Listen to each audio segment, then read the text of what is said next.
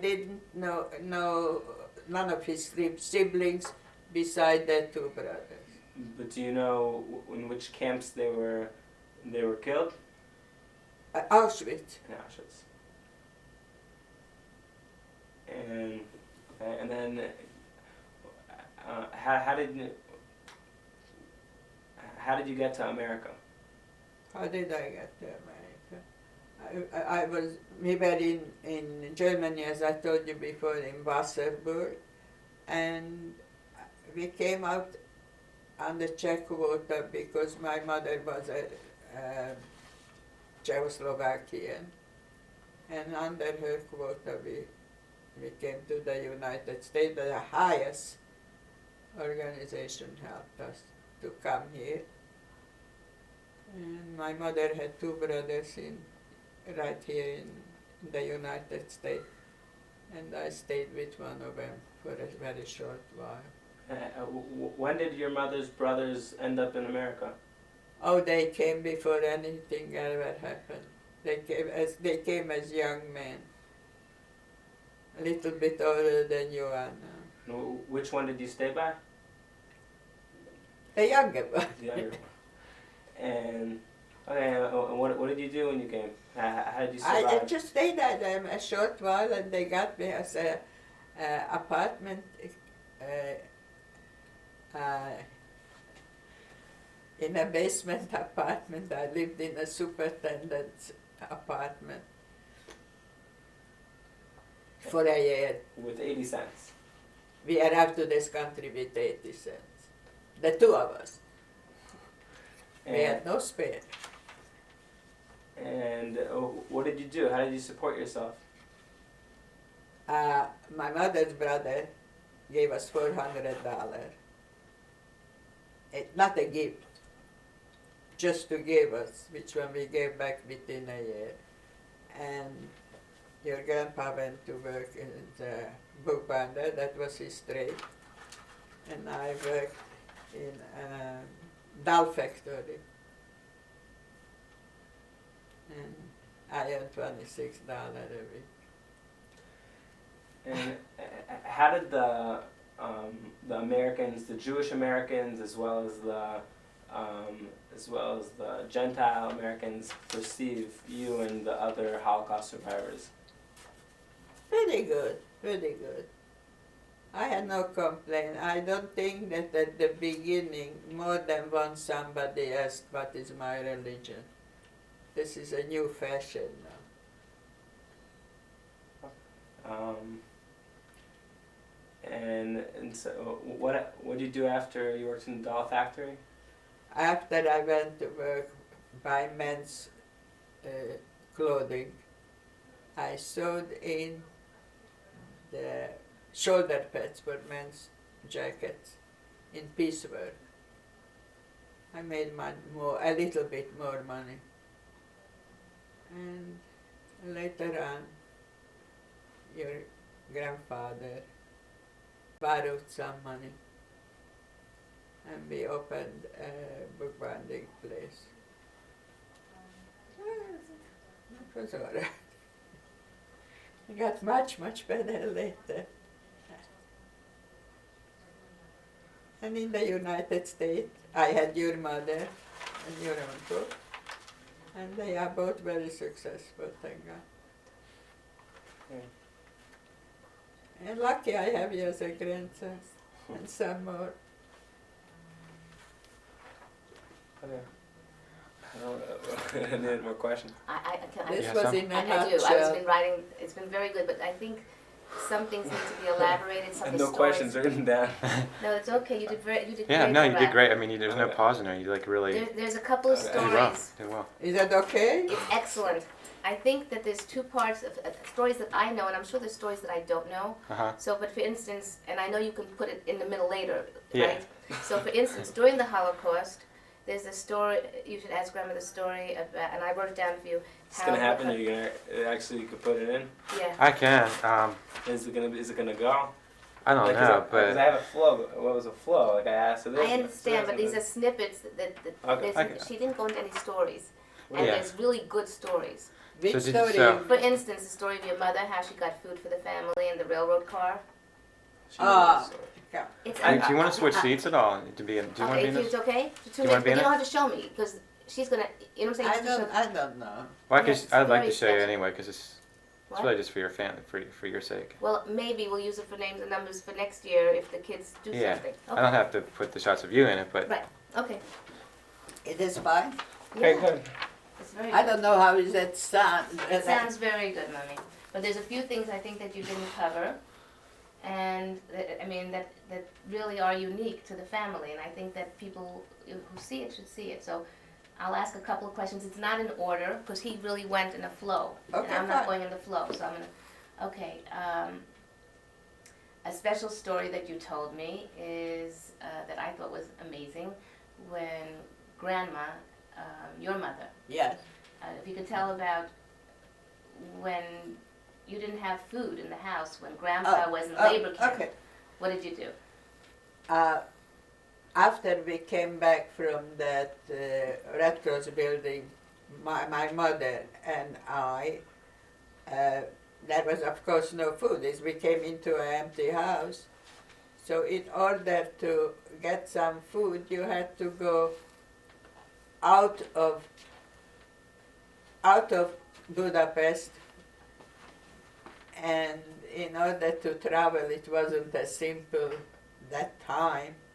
Not that it was not possibility, but everybody wanted to go somewhere, and there was no room on the train. So my mom traveled on top of the train, going out of Budapest to a small town, where she got some food, Literally was. and she brought it back. And And in that time, my father came back. And he asked, where is my mom? And I told him, and he didn't want to believe it. He just felt that I covered up something a time being.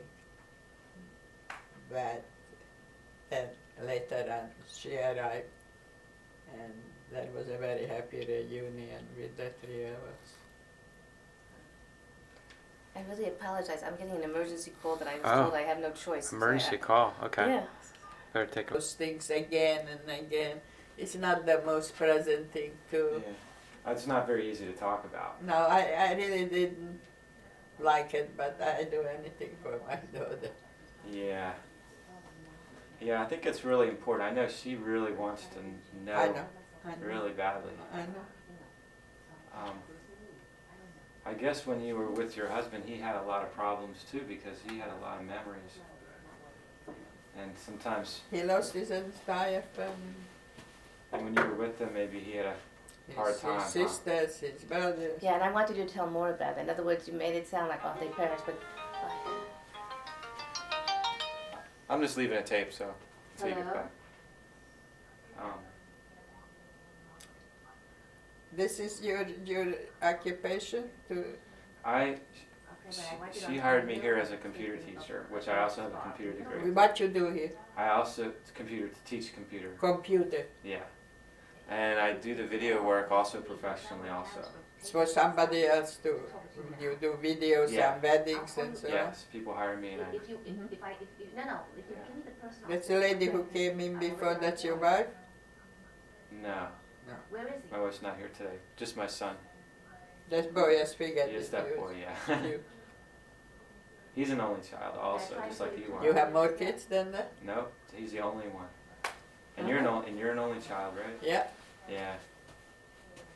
It's rare to hear of only children these days, and your day also. right. I'm sorry, it's rolling still? Yep, it's still rolling. Sorry. Oh, we continue Yes. this? What we going to I wanted to ask you to tell a little bit about DP camp. You told me many stories about why you were there for 21 months. It's a long time. Because the only way to get out of Europe, to come to the United, it was a choice to go to Israel or to the United States. And since I had here two uncles, that was easier to come here. And later on, my brother-in-law from Romania, he had a chance to go to Israel, so he went with his wife to Israel. They never had children, so that was that. But in DP camp, it wasn't so easy, was it? It was very difficult. It was, you could imagine to live in a tiny room. You sleep, you eat, whatever you do, is no water in it. You have to walk a distance to get water, and you live on an army cot in the room. It wasn't a pleasant situation. So how did you manage for money? You told me there were some stories there. Well, you didn't pay rent there, and we left Hungary with some money. You manage. You baked. You told me you baked, and Oh, your yes. daddy made slippers. Yes, my father made handmade slippers, and he went to Munich to sell it to a big department store.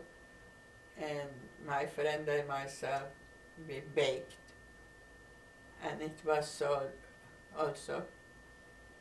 We baked cake, and it was sold in Munich. We did it all. You certainly did. I don't know. But it was worthwhile. If I would have to do it all over again, I would do it all over again. To be able to get out of Europe. Yeah. Well, now it's smarter. I see what was the outcome. It's easy to say I would do it again. But when you are young, you could take a lot. You have no choice, but you take it. Otherwise, you don't survive. Did you talk to people about the Holocaust when you came to America? I talk with my friends because my friends are like it. We are an international group. Everybody comes from somewhere else, and we exchange our life stories. My friends are all survivors, and they wrote a wonderful children, each and every one of them. Everybody is very proud parents. Okay, and you want to talk about Daddy a little bit, that what he did when he came here? What about him? What Daddy did when he opened, how he started out here? I'm sorry. What Daddy did when he started out here? He started up here as a bookbinder. And he learned this where? He worked downtown in a factory. But he learned this in Europe, no? He learned how to do it. Yeah. Where? In Budapest. He learned in Budapest, not Grossverdan? No, in Budapest. When he was single, then he lived in Romania. So when he was older, a little bit older, he came to Budapest, and he lived in the same building as I. And that was that. Did he ever tell you any about his family, about his sisters, and the ones who died in the Holocaust? Yes, he told me they were extremely from. And his sister children, you met. They are, one is in Israel. But as a matter of fact, 3 was in Israel to Paris. And one lives in the United States, Hajo. Right. But he had 3 sisters. He had 3 sisters, right? Yes. And he was one of how many? One of 8 siblings. And three of us survived. Him and his 2 brothers. And what about his brothers and sisters had families too? Both brothers had no children. Itzhak didn't have children. I'm talking about the ones that were killed by Hitler. How many of they had children that were killed too? Yeah, one. One had 4 children. 2 girls and 2 boys. The boys died, natural, and the 2 girls survived. One lives in Israel, one lives in the United States. As a matter of fact, the same street as I live.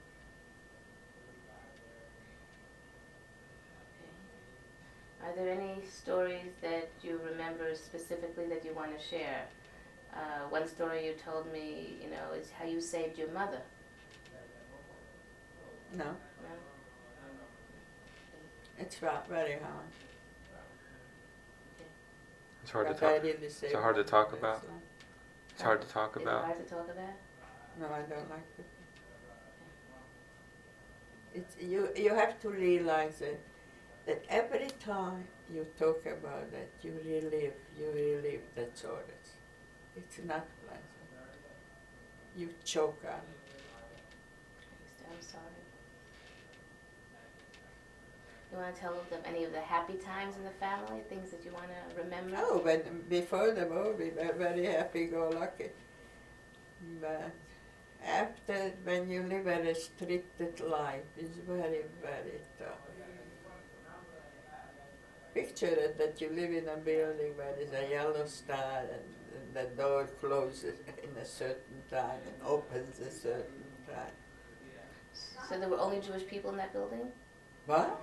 If the door closed and opened at a certain time, where were all the non-Jewish people who used to live in the building? They went out whenever they wanted, and they came back. They rang the bell, and the superintendent opened the building for them. How old were you during this? What? How old were you when you I lived was there? a young teenager. Okay. There was a story when the SS came into the building looking for somebody. You want to tell that story?